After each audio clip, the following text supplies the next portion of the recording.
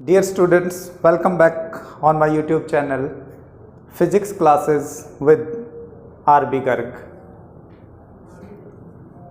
आज हम जो वीडियो लेकर के आए हैं वो 11th क्लास के बच्चों के लिए, काफ़ी डिमांड बाद बच्चों की। तो 11th क्लास से आज हम सेकंड यूनिट जो है सिलेबस में काइनेमैटिक्स वो हम आज डिस्कस करेंगे। और according to NCERT it is the chapter 3 motion in a straight line. Motion in a straight line. You all are familiar with this topic kinematics.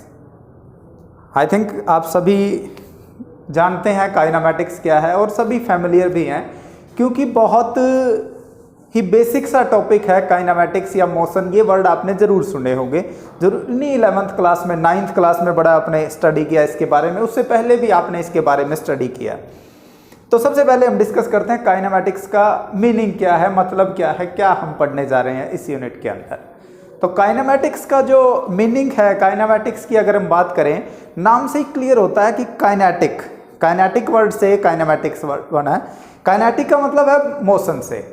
तो यहाँ हम अगर इसको डिफाइन करें तो हम कह सकते हैं it is the branch of physics which deals with the study of body in motion. When the body is in motion, you can say, जब बॉडी मोशन पे है उसकी जो प्रॉपर्टी है, उसकी जो सभी प्रॉपर्टी, डिस्टेंस, डिस्प्लेसमेंट या स्पीड, वेलोसिटी, ये सारी चीज़ें हम काइनेमैटिक्स के अंदर डिस्कस करते हैं। नाम आप समझ पा रहे हैं कि काइनेमैटिक्स काइनेटिक से रिलेट करता है। काइनेटिक का मतलब है मोशन। तो according to CBSE syllabus it is unit 2, but according to NCERT book it is chapter 3, that is motion in a straight line. Motion in a straight line. तो सबसे पहले हम इस यूनिट के अंदर डिस्कस करेंगे what do you mean by motion. बड़ा basic सा कंसेप्ट है मोशन। मोशन से आप क्या समझते हैं? मोशन मीन्स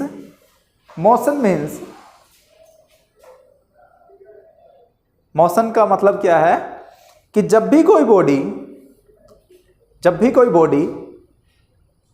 टाइम के साथ अपनी पोजीशन को चेंज करे, तो हम कहेंगे कि बॉडी जो है मोशन पे है।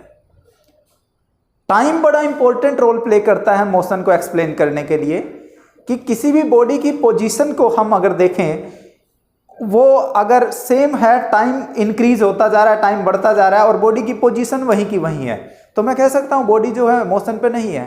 तो मोशन को जानने का तरीका क्या है? आप बॉडी की पोजीशन को चेक करें। आपने टाइम नोट किया, अभी बॉडी की पोजीशन क्या है, यहां पर है। फिर आपने टाइम नोट किया, अभी बॉडी की पोजीशन क्या है, कुछ और है, तो आप कहेंगे कि बॉडी जो है मोशन पे है। For example, a body is at a point when time t is equal to 0, when time t is equal to 5 second, the body is at b point। तो बॉडी क्या है, मोशन पे है। मतलब टाइम के साथ बॉडी की position जो है वो चेंज होती रहे, तो हम कहेंगे बॉडी जो है मोशन पे है। क्लियर है स्टूडेंट? मोशन। तो दोबारा फिर मैं आपको बता रहा हूं, मोशन की डेफिनेशन आप लिख सकते हैं। किस तरह से आप डिफाइन करते हैं? when a body change its position with time, then the body is said to be in motion.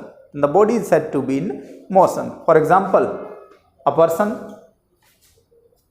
running, athlete running. तो ये सभी क्या हो सकते हैं?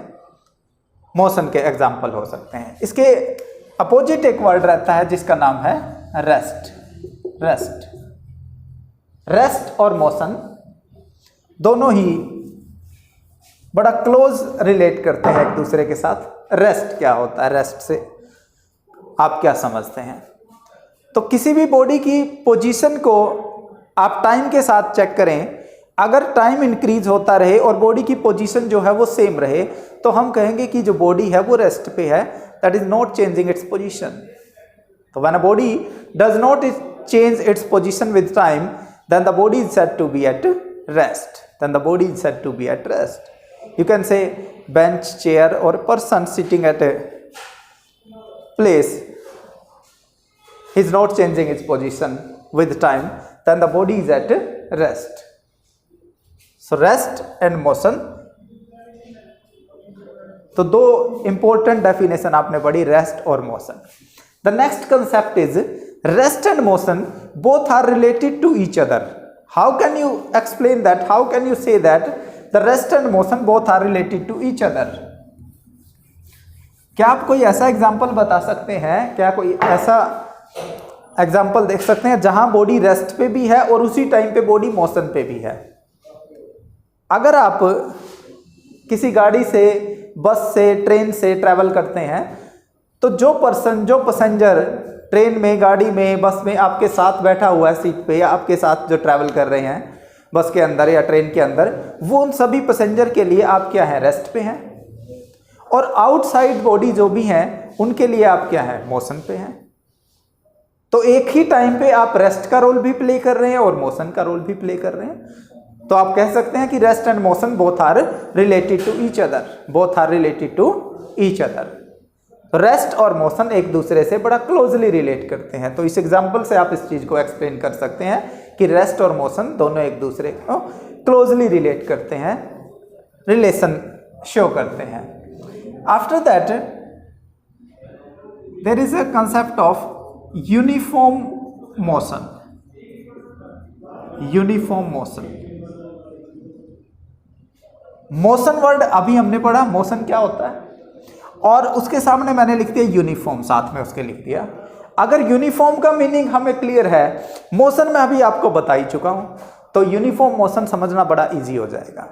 फिजिक्स के अंदर अगर आपको जो भी टॉपिक हमने लिखा, कंसेप्ट जो भी हमने लिखा, उसका मीनिंग हम समझ पाते हैं तो बड़ा इजी हो जाता है हमारे लिए उस कंसेप्ट को अंडरस्टैंड करना, समझ पाना. तो मीनिंग के अंदर ही उसकी डेफिनेशन छुपी होती है. अगर आप देखें यूनिफॉर्म, यूनिफॉर्म का मीनिंग क्या होता है? यूनिफॉर्म बड़ा कॉमन सा वर्ड है. जैसे स्टूडेंट्स हैं स्कूल में यूनिफॉर्म डाल करके जाते हैं. हर एक डिपार्टमेंट की अपनी एक यूनिफॉर्म रहती है. जैसे हम इलेक्ट्रिसिटी डिपार्टमेंट की बात करें, उनकी अलग यूनिफॉर्म है. आर्मी की बात करें, उनकी अलग यूनिफॉर्म है. यूनिफॉर्म वर्ड का मीनिंग क्या होता है? यूनिफॉर्म क्यों लिखा उसको स्पेशली? वैसे और तो क्लॉथ हम डालते हैं, घर पे जो कपड़े डालते हैं उनको तो यूनिफॉर्म नहीं कहते, लेकिन स्पेशल उसको यूनिफॉर्म क्यों कहते हैं? तो यूनिफॉर्म का मतलब है एक जैसा दिखाई देना, एक जैसा. तो जहां भी हमें किसी को बिल्कुल एक जैसा दिखाना, एक ही डिपार्टमेंट से बिलोंग करते हैं तो पता लगना चाहिए दूर से इसी डिपार्टमेंट से बिलोंग करते हैं, तो हम कहेंगे ये यूनिफॉर्म है. हम कहेंगे दैट इज अ यूनिफॉर्म. तो यूनिफॉर्म जो है वो एक जैसे दिखाने के लिए, यूनिफॉर्मिटी दिखाने के लिए हम उसको यूज करते हैं, यूनिफॉर्म को. तो यहां पर भी एक जैसा वर्ड यूज कर रहे हैं. और मोशन अभी हमने पढ़ा है. तो मोशन एक जैसी कब होगी? अगर ये समझ लें तो बड़ा इजी हो जाएगा यूनिफॉर्म मोशन को समझना.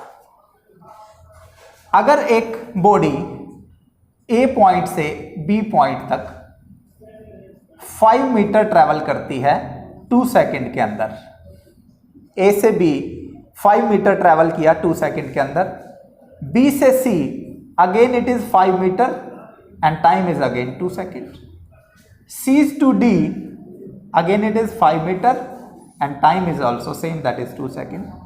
So we can say the body is in uniform motion. Body change its position equal in equal interval of time, then we can say the body is in uniform motion. Clear है students? तो अगर एक body अपनी position को बराबर बराबर change करती रहे और बराबर इंटरवल ऑफ टाइम में, तो हम कहेंगे कि बॉडी जो है वो यूनिफॉर्म मोशन में है. That is uniform motion. The next is non uniform motion. एक बार नॉन यूनिफॉर्म मोशन को डिस्कस कर ले, फिर हम दोनों के एग्जाम्पल के बारे में डिस्कस करेंगे क्या हो सकते हैं. नॉन यूनिफॉर्म, यूनिफॉर्म का मीनिंग हम सब पढ़ चुके हैं, मोशन पढ़ चुके हैं. अब नॉन वर्ड लिख दिया, मतलब एक जैसी मोशन थी यूनिफॉर्म मोशन, और नॉन लिख दिया तो जो मोशन एक जैसी ना हो, नॉन यूनिफॉर्म मोशन. तो अगर एक बॉडी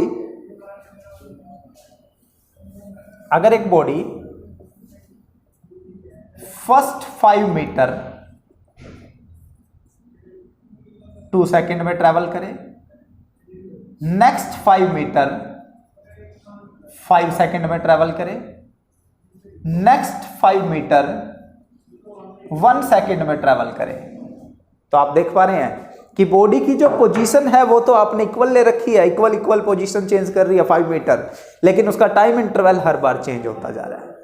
तो हम क्या कहेंगे? The body is in non uniform motion. तो इसका एग्जाम्पल क्या हो सकता है? आप बाइक से, गाड़ी से कहीं मार्केट में भीड़ भाड़ वाले इलाके में जाएं तो आप देखेंगे गाड़ी की स्पीड कभी तो कम होगी, कभी तो ज़्यादा होगी। तो that is the non uniform speed. और अगर आप गाड़ी से, बाइक से किसी हाईवे पे जा रहे हैं एक जैसी स्पीड के साथ, जहां ट्रैफिक नहीं है बहुत ज़्यादा, तो वहां जो आपकी स्पीड रहती है मोस्टली क्या रहती है? यूनिफॉर्म रहती है। तो क्लियर हो पा रहा है बेटे? तो यूनिफॉर्म मोशन क्या है और नॉन यूनिफॉर्म मोशन क्या है? तो ये था यूनिफॉर्म और नॉन यूनिफॉर्म मोशन। तो हमने पढ़ा motion, rest, uniform motion, non uniform motion.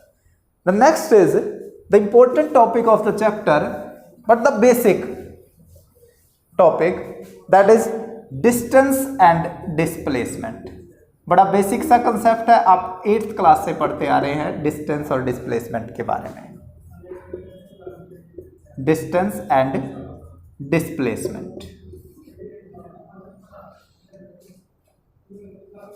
हम इस कंसेप्ट को 8th क्लास से पढ़ते हुए आ रहे हैं, लेकिन फिर भी काफ़ी स्टूडेंट्स ऐसे रहते हैं जिनके माइंड में ये बात सेट नहीं होती कि डिस्टेंस और डिस्प्लेसमेंट में डिफरेंस क्या है, क्या इनको हम कैसे समझ पाते हैं। तो डिस्टेंस और डिस्प्लेसमेंट को आज हम आपको समझाते हैं क्या होता है, बताते हैं डिस्टेंस और डिस्प्लेसमेंट। डिस्टेंस वर्ड जब लिखा जाता है तो माइंड में एक चीज सेट हो जाती है कि एक्चुअलिटी मतलब रियलिटी, मतलब जब आपने चलना स्टार्ट कर दिया तो आपकी डिस्टेंस काउंट होना स्टार्ट हो गई। लेकिन डिस्प्लेसमेंट और डिस्टेंस में क्या फर्क है? डिस्टेंस किसको कहते हैं? डिस्टेंस वर्ड डायरेक्शन डिपेंडेंट नहीं है, बल्कि डिस्प्लेसमेंट वर्ड डायरेक्शन डिपेंडेंट है।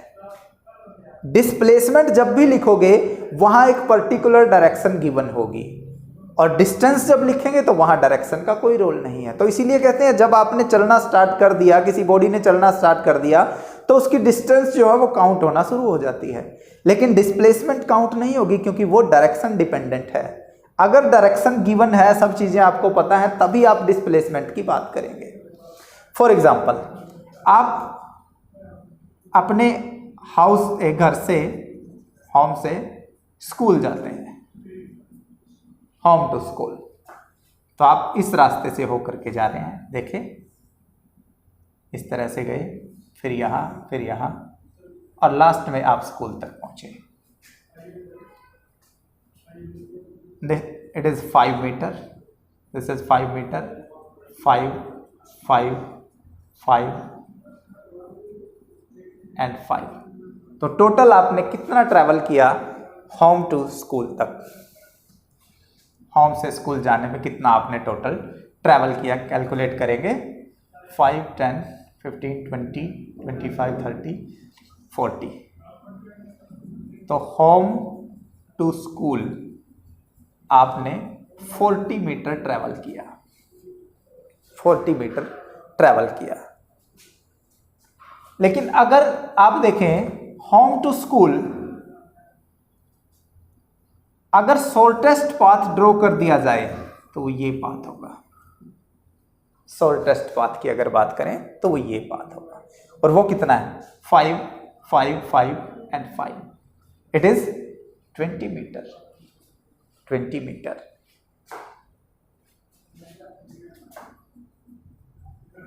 Home to school shortest path, that is 20 metre, that is 20 metre. तो यहां से आप डिस्टेंस और डिस्प्लेसमेंट को समझ पा रहे हैं। डिस्टेंस क्या है? एक्चुअल में ट्रैवल किया गया पाथ। रियल में आपको इन रास्तों से होकर के जाना था, तो आपने कितना ट्रैवल किया? 40 metre, it is your distance. लेकिन अगर शॉर्टेस्ट पाथ ड्रॉ किया जाए होम टू स्कूल, तो वो आप देखेंगे 20 मीटर है, इट इज डिस्प्लेसमेंट। तो अगर डेफिनेशन की बात करें तो डिस्टेंस क्या लिखा जा सकता है? It is the actual path travel by a body, it is the actual path travel by a body और अगर डिस्प्लेसमेंट की बात करें, it is the shortest path between 2 point. It is the shortest path between 2 point. मतलब displacement जो है वो direction dependent है। उसने तो बता दिया भाई यहां से चलना है एक पॉइंट से और एक पॉइंट दूसरे पॉइंट तक जाना है, और वो भी छोटे से छोटे रास्ते से। That is the displacement. भले ही वहां रास्ता है या नहीं है, बट डिस्प्लेसमेंट वही है। लेकिन डिस्टेंस तो रियलिटी में आप किस रास्ते से जाते हैं, कितना आपने ट्रैवल किया, दैट इज द डिस्टेंस।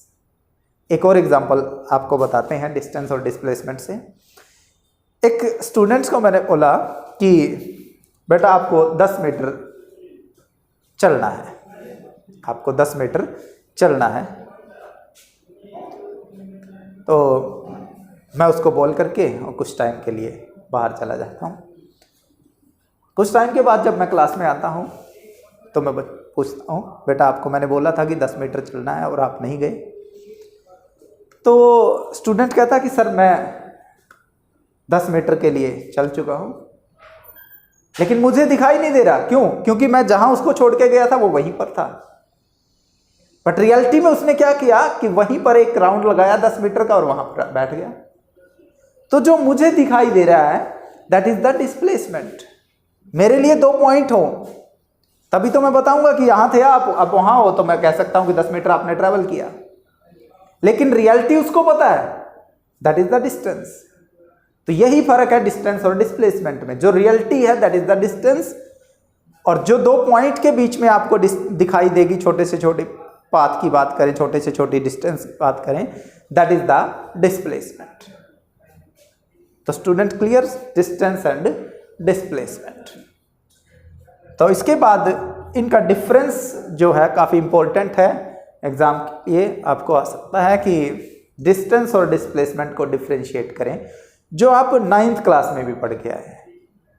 कुछ डिफरेंस है बेसिक से, एक डिफरेंस तो इनकी डेफिनेशन से ही आपको पता चल रहा है, कुछ एग्जाम्पल से बता सकते हैं। सबसे अच्छा डिफरेंस क्या है? Distance is a scalar quantity and displacement is a vector quantity. Displacement is a vector quantity.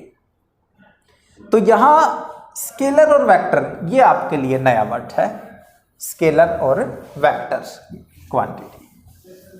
तो डिस्टेंस और डिस्प्लेसमेंट की अगर बात करें, डिस्टेंस जो है वो स्केलर है और डिस्प्लेसमेंट जो है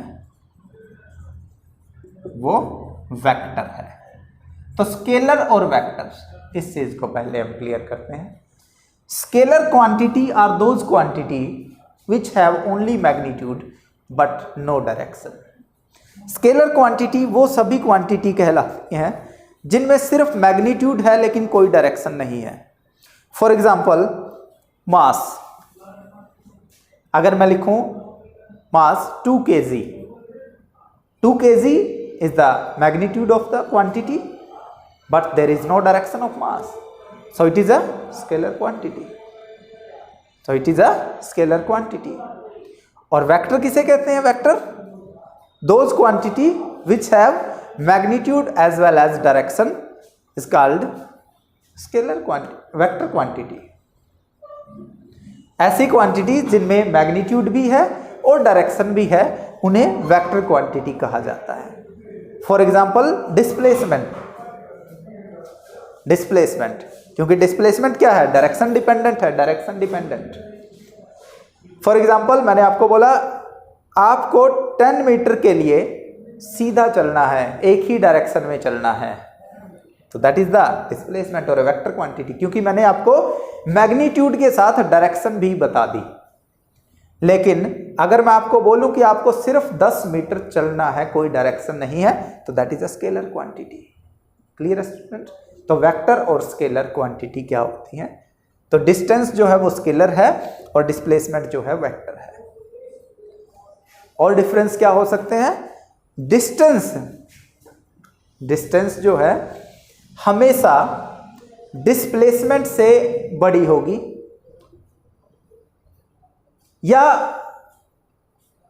किसी केस में इक्वल भी हो सकती है। फॉर एग्जाम्पल, आपको A टू B जाना है और A से B जाने के लिए यही एक रास्ता है और कोई रास्ता ही नहीं है, जो कि 10 मीटर है, 10 मीटर।